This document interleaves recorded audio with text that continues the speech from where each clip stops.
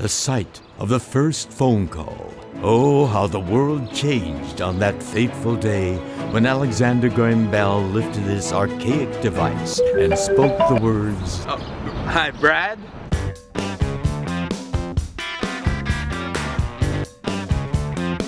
In my endless quest to learn all things tech, I've come to the hub of innovation. I'm George Takei, and this is Takei's Take, Boston. When Paul Revere needed a way to signal which way the Redcoats were going, one lantern would warn the people of Roxbury and Dorchester that the British were marching their way, and two lanterns would warn the people of Cambridge and Charlestown that the British were marching that way. A Revolutionary Era digital message. Boston, Massachusetts, a city of firsts. First public library, first subway, first phone call.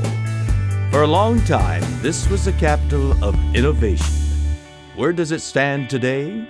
To gain some perspective on Boston tech culture and history, I meet with writer Scott Kurtzman. I ask him why, with Boston being the city of first, did Silicon Valley become our nation's tech capital? What makes Boston different from Silicon Valley is that it's so driven by what does society need. If you've known college professors, you know, they love being in the lab, they love being the first to discover something. It's not part of their personality that they need to turn it into a $10 billion company. Like Wang was here. Yeah. And we don't hear Wang anymore.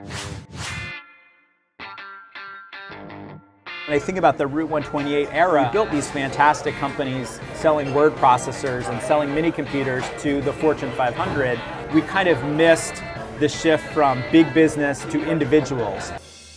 Ah, the days of 128, where Mad Men era execs made the microcomputer, a period of growth known as the Massachusetts Miracle.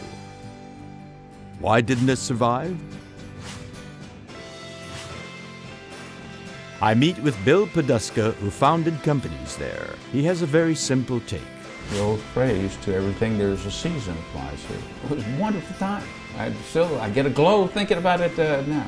We had computers the size of a modern refrigerator. Had to wheel them in on trucks. But the people who built them had a certain sense of idealism that I don't know, I'm kind of proud of. Basically, we're trying to do things, help people use their minds and their hands. Improve the quality of our civilization. At all levels. Perhaps 128 no longer dominates the tech scene here, but building on its legacy, a new tech renaissance is happening. Bill Podesta's former employee, Bill Warner, comes from the world of 128, but embodies a new energy in the city today.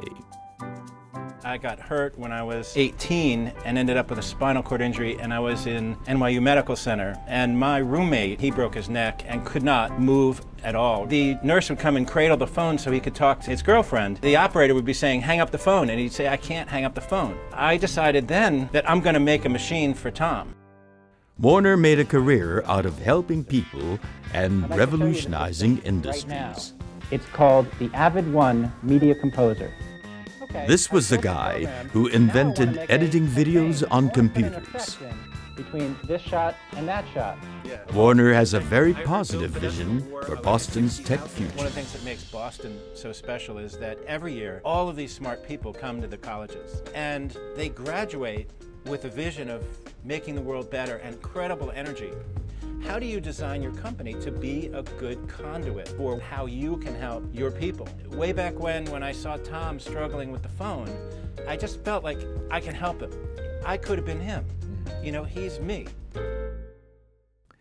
In this academic city where people come to learn and teach, everyone is driven by a need to make the world a better place.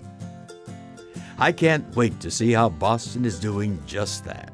At 75 years old, he's learned to turn the internet into a communication medium for his advocacy. Aroused you may be to different aspects of the driving task. Well, I am aroused.